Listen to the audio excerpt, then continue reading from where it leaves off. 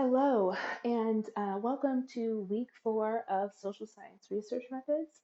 Today we're going to talk about inferential statistics.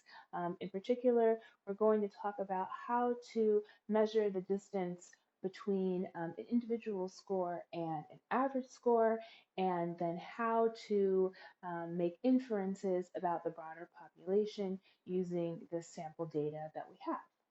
So let's get started.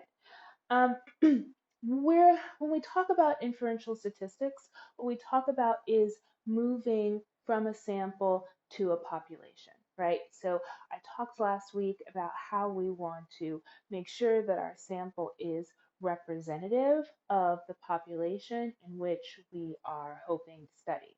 So if it's um, 25% white, 25% black, 25% Latinx, and 25% Asian, then your sample should be reflective of that racial breakdown. That's how we are able to then make generalizations about the population from our sample statistics. When we talk about this generalization process, what we are doing is generalizing from a normal distribution. So you see here, this is a normal distribution, this bell curve here, where the mean, y bar, breaks the curve directly in half into two equal pieces. Um, when we are making inferences using measures of dispersion or z-scores and things like that we're going to talk about today, what we're trying to understand is how far is one person from the average. So if the average, the mean, is breaking down right through the middle, then where does an individual y sub I also fit into that graph? The first way that we do that is using measures of dispersion. And our measures of dispersion are variance and standard deviation.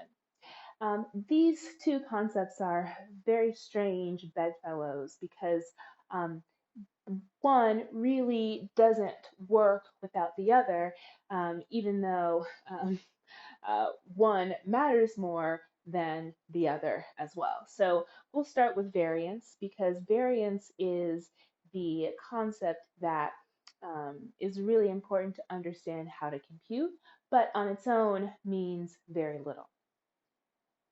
So when we talk about variance, we're talking about the mean squared deviation of a variable, where deviation is, as noted here, d sub I equals y sub I minus the mean. So when you see y sub I, that's an individual score, remember, and y bar is the mean. So what we're asking in this particular formula is how far does a particular score deviate from the average? To calculate the variance, you only have to do three things. First, compute and square all of the deviations in your data. So all of those y sub I minus y bars, you're going to square all of those. And the reason that we do that is to prevent any negative numbers from interfering with the computation of variance. So you're going to do y sub I minus y bar squared for the first score, y sub I minus y bar squared for the second score. Do all of those, add them up, and divide that by n minus 1. You can further reduce that formula down, you can see on the far end here, to the summation of the square deviations divided by n minus 1, because remember that d sub I squared is the same thing as y sub I minus y bar squared. It's just reduced down because deviations are y sub I minus y bar. This is the formula for ungrouped data, right? Again, we're talking about individual scores, individual y sub i's. This isn't a variable that has frequencies and a frequency table attached to it. Now, I said earlier that variance on its own doesn't mean much, and that's because it doesn't mean anything to say that this is the mean squared deviation. Um, we don't know intuitively how to interpret that. So instead of talking in terms of variance, we talk in terms of standard deviation. And the formula for standard deviation is very simple. Standard deviation is noted as S sub y, right? Notice how close that is to variance, which is S squared sub y. And so the standard deviation is simply the square root of the variance because again, we're trying to standardize all of these values so that we can generalize out to the broader population. Okay, let's take a second and I'd like you to try to calculate the variance and the standard deviation for these 10 scores. Again, you can think of these as quiz scores, for example. Good luck. I'll give you a minute.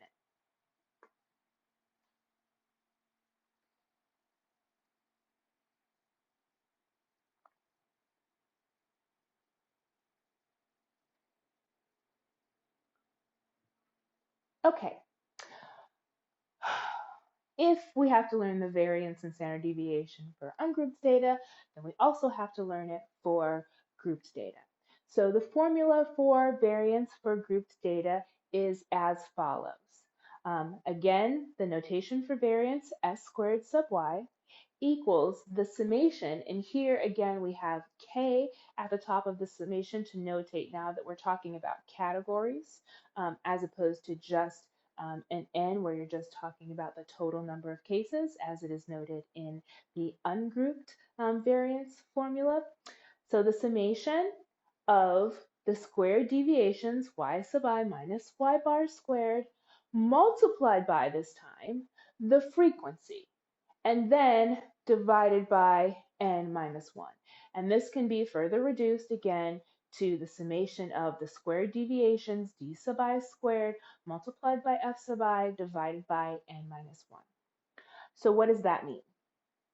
It means that you take an individual score minus the mean, square it, and then multiply it by the frequency of responses in that particular category of the variable.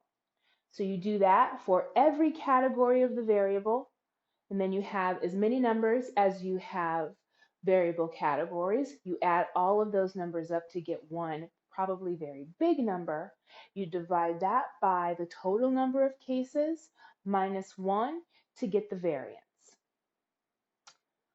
Standard deviation for grouped data stays the same because again, we're just trying to standardize this information.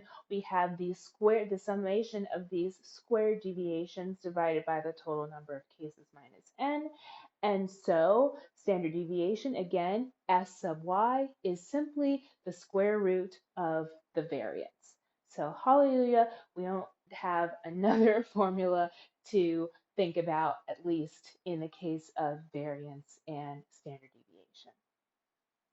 Okay, I'd like you to pause here and take a few minutes to calculate the variance and standard deviation of this 3-category variable from the 2008 General Social Survey, NAT EDUC, which is asking respondents about their opinions on the amount of money spent on national education. I'll give you a moment.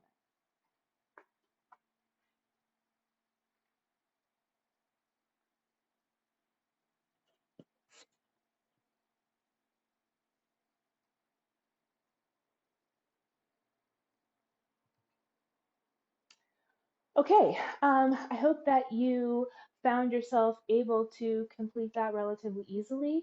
If not, as always, make a note and please bring it up in discussion this week.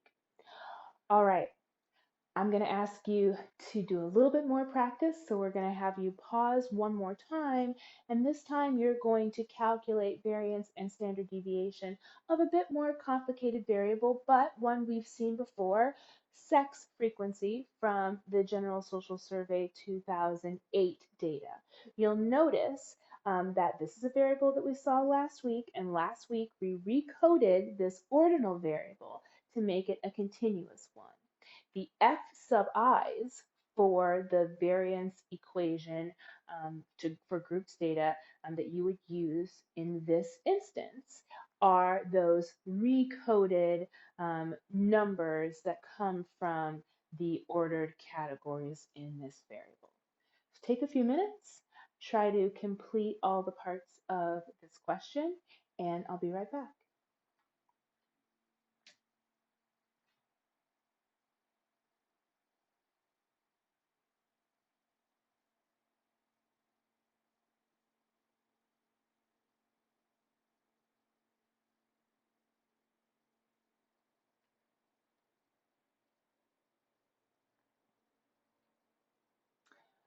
Okay, anywhere you had trouble, make a note, and we'll talk about it in discussion, and let's keep moving. As always, we can't forget about these pesky little dichotomous variables that always tend to be nominal, not ordinal, or continuous, and so need to be handled a little bit differently. When calculating variance for dichotomous variables, you're just multiplying the proportions. So s squared sub y, the notation for variance, equals p sub 0 multiplied by p sub 1. Remember, because we're dealing with nominal variables, when we're talking about dichotomous variables, two category variables, you have to give each category a number so that it can be calculated ostensibly by the computer, though we're practicing how to do it by hand. You typically probably wouldn't do this stuff by hand in your own research. So give one category 0, one category 1, and multiply those two proportions to get the variance, and the standard deviation again stays the same. It's just the square root of the variance that you've calculated. Okay,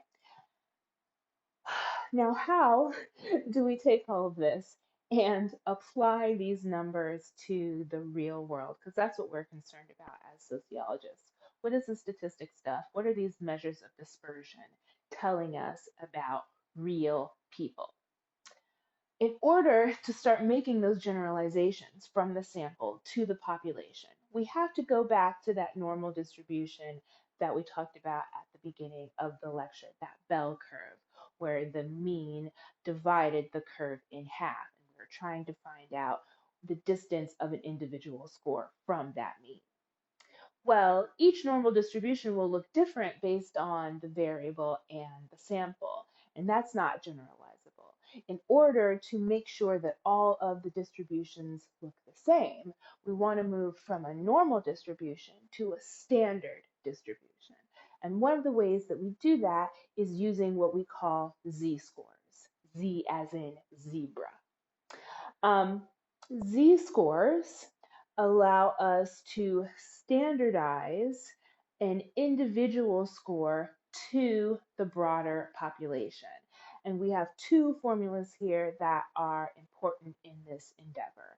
The z-score formula for the population and the z-score formula for the sample. Right now, we're going to be concerned mostly with the z-score formula for the sample. Z sub I equals y sub I minus y bar divided by s sub y. And if you haven't picked up on it by now, that simply means that the z-score equals the deviation divided by the standard deviation. Y sub I minus y bar is deviation, and s sub y is deviation. The z-score for the population is exactly the same, but it's using symbols that notate population numbers as opposed to sample numbers. And next week, we'll get into this a little bit more. But for now, just know that the z-score formula for the population is z sub y equals y sub I minus mu, that's that symbol there, divided by sigma, which is the standard deviation of the population, also known as the standard error, but we'll talk about that later. Okay.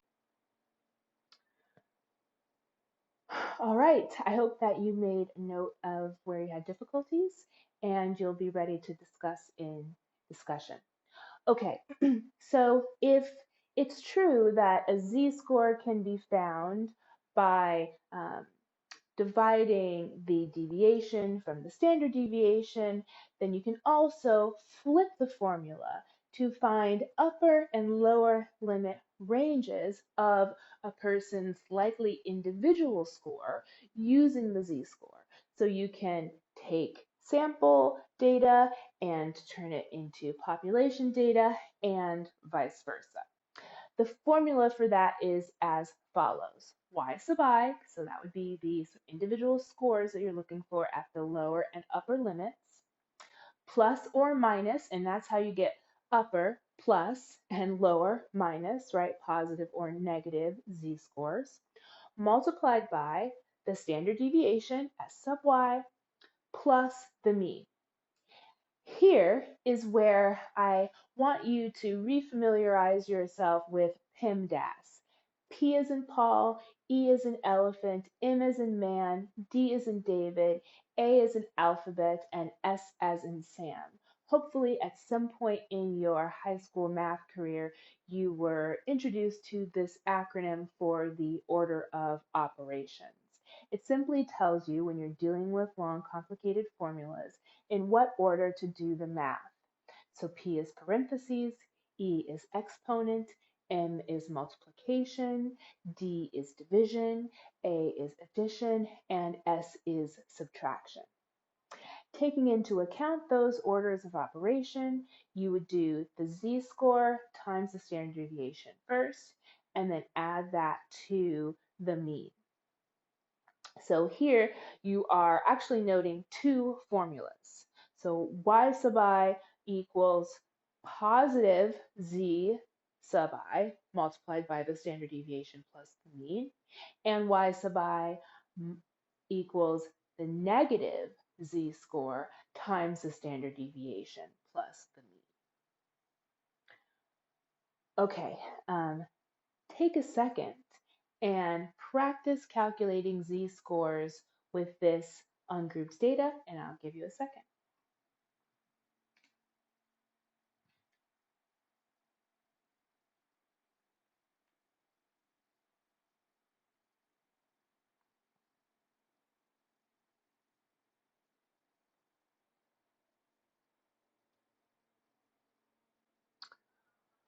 All right, we have gone over a lot of information today, and I hope that you have noted where you have any questions or concerns, and we can jump right in into our discussion this week, talking about those things and working through them.